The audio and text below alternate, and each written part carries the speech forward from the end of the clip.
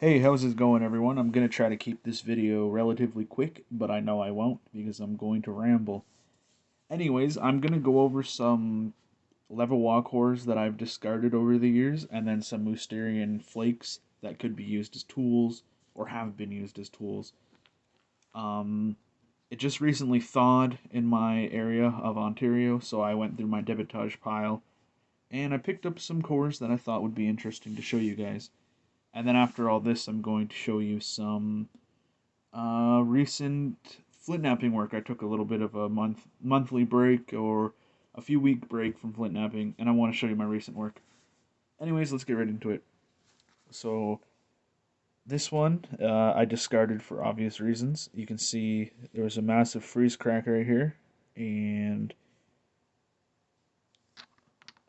camera seems grainy to me, but it's probably just me. I don't know. Maybe that's better. But you can see where the massive fault line was, and it just completely freeze pop. There was a freeze pop here, which completely blew the point off. I wish I kept these and the flake produced so I can show you. Anyways, it has all the classic Levallois core, turtle core characteristics. The underside isn't really worked on, and then the upper side is heavily worked on. And you can sort of see the negative imprint of where the main flake came from. It's just that it had a massive freeze crack running through it. Again, this one, I just stopped working on it, which is actually more common than most people would think of. It has a lot of the classic characteristics of, again, a freeze crack. A lot of heavy spalling work done to get the bottom ready, to get the main striking surface ready. Now here you can see I started taking shots going this way. And you can see that. And a few here, one there, but you notice there's a giant freeze crack. And that freeze crack runs from all the way to the tip, all the way to the base. And that's very common with Onondaga, unfortunately. So you can see that. Again, it's got the classic core shape. It's just the stone was faulty and gave out. I might be able to salvage this for something else, and I might try that, so maybe you'll see that in a future video. This is sort of a Nubian core. You can see where I tried to set it up to get a flake, except either my platform wasn't properly set up, or I think my lamp was too bright. But this is more of a Nubian core. Yeah, it's still grainy. I can see that it's grainy. There you go. This is more of a Nubian core. You can see where I tried to set it up to get a blade out of, but either I didn't strike it hard enough, or most likely the platform was not set up properly. But this looks like a classic, or not really, looks like a pseudo Nubian core. Again, classic Levallois turtle core. These are found throughout Europe, pretty much throughout Eurasia and the Near East. Anywhere where Neanderthals are, and some humans or Homo sapiens, you will find these. Um, this one's more of a flat one. This could be turned into a tool if I wanted to, which I probably will. But you can see there where I struck to get the flake, and you can see it ran short, which is unfortunate. And then here, this is more of a classic core. You can see the platform wasn't set up properly, and the flake cut out because the convexity was less than perfect. Like Dr. Bisson said, and like I say, there is zero margin for error. Or like margin? Margin in. That's a weird word to say. There's just no room for error when making these, unfortunately. Again, a classic core, it just got way too small to do anything with. Convexity was almost there, but it's just too small. You can see it sitting in my hand.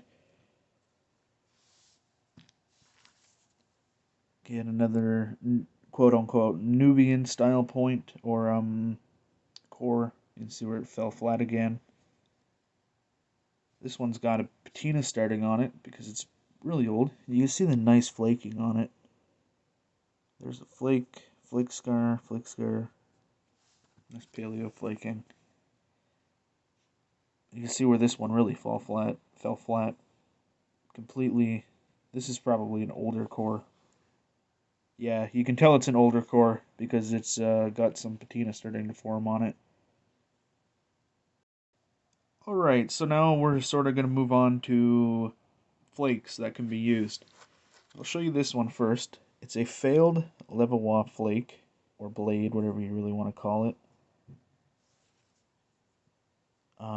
You can see I got the beveled edge on one side, but failed on the other. And you can see the facets, which are always found on Mousterian technology.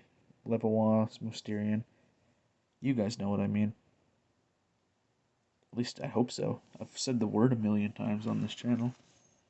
Another failed Levallois blade. I don't remember what this platform's called, but it's got the two arches, and again, the facets on it. A lot of tools I've seen look like this. If you just look up Mousterian Neanderthal artifacts, you'll see a lot that look like this. Again, got the beveled edge, but then this side fell flat. Yeah, that's a great tool. This could be turned into a back knife. And I'll do that real quickly to show you what I mean. So in literally like 5 seconds, I turned this into a workable tool, and now it's a backed knife. Some quick information: a back knife is basically where one edge is for cutting and the other edge is backed, or just pounded so you can hold it. So that's how you'd use this tool. So there you go.